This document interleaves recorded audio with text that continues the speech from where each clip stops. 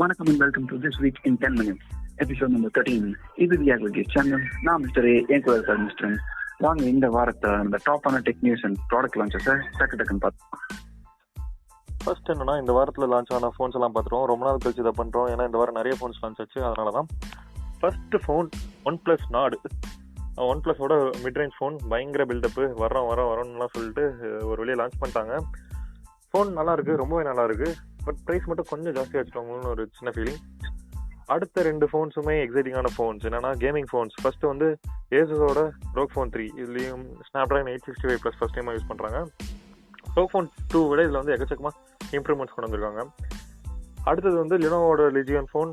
இதுவும் gaming phone தான். இதுலேயும் Snapdragon 865 Plus தான் யூஸ் பண்ணியிருக்காங்க. இதுவும் ரொம்ப நல்லா இருக்குது, எக்கச்சக்கமாக புதுசாக நல்லா பண்ணியிருக்காங்க. அதே மாதிரி 90 watts ஃபாஸ்ட் சார்ஜிங் வேறு இதில் கொடுத்துருக்காங்க. பட் இதோட ப்ரைஸிங் வந்து இன்னும் அனௌன்ஸ் பண்ணல.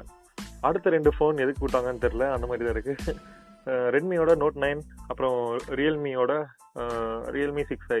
இந்த ரெண்டு ஃபோன்ஸும் தான். இது சொல்கிற மாதிரி எதுவும் இல்லை, ஏன்னா முன்னாடி வந்த ஃபோனுக்கும் இதுக்கும் பெரிய வித்தியாசம் இல்லை. அவ்வளோதான். இந்த ஃபோன்ஸ் எல்லாம் தான் இந்த வாரம் லான்ச் ஆச்சு.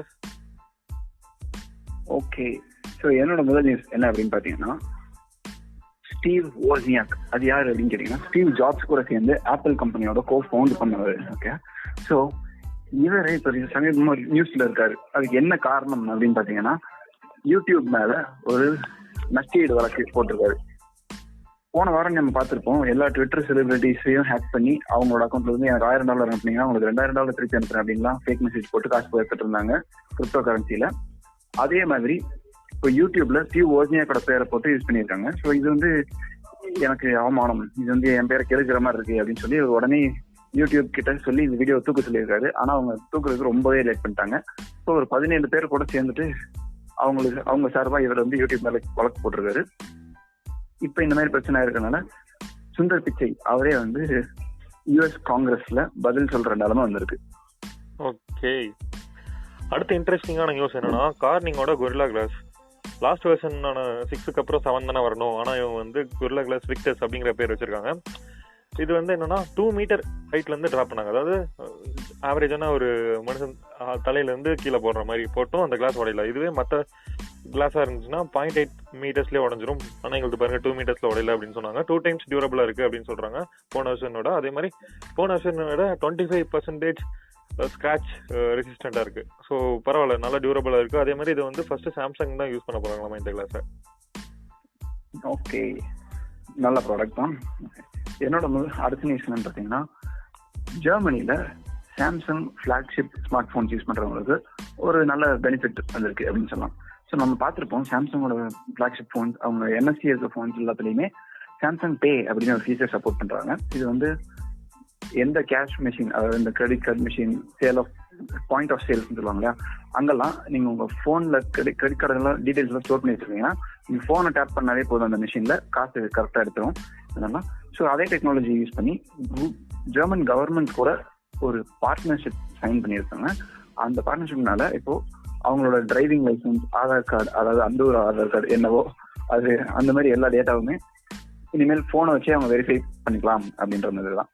ஸோ பிசிக்கல் காப்பி, அந்த கார்டோட காப்பி எல்லாம் தூக்கிட்டு சுத்தணும் அப்படின்னு அவசியம் இல்லை இனிமேல். சூப்பர், ரொம்ப நல்ல விஷயம்.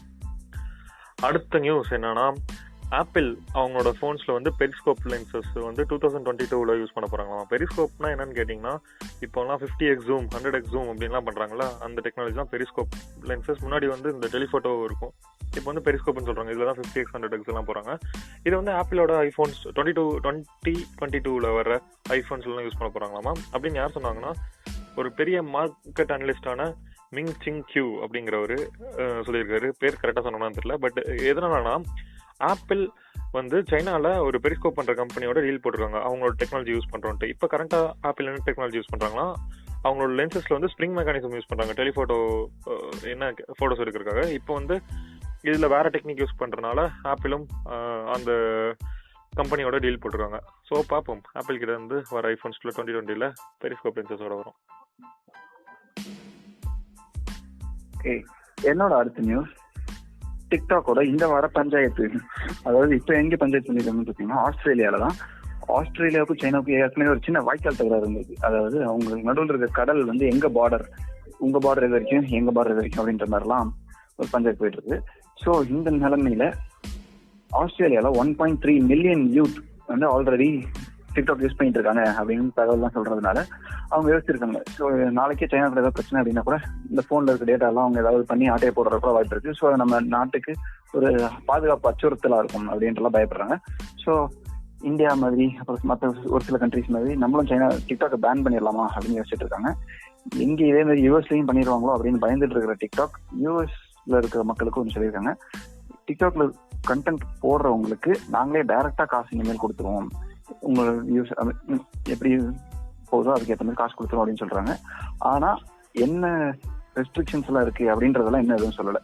அதாவது எத்தனை வியூஸ்க்கு எவ்வளவு காசு கொடுப்போம், எந்த மாதிரி கண்டென்ட்டுக்கு என்ன மாதிரி காசு, அந்த மாதிரி எல்லாம் எந்த டீட்டெயிலுமே அவங்க ஷேர் பண்ணல. Okay, cool. அடுத்த நியூஸ் என்னன்னா, MediaTek 720 5G அப்படின்னு ஒரு ப்ராசரை வந்து லான்ச் பண்ணியிருக்காங்க இந்த வாரம்.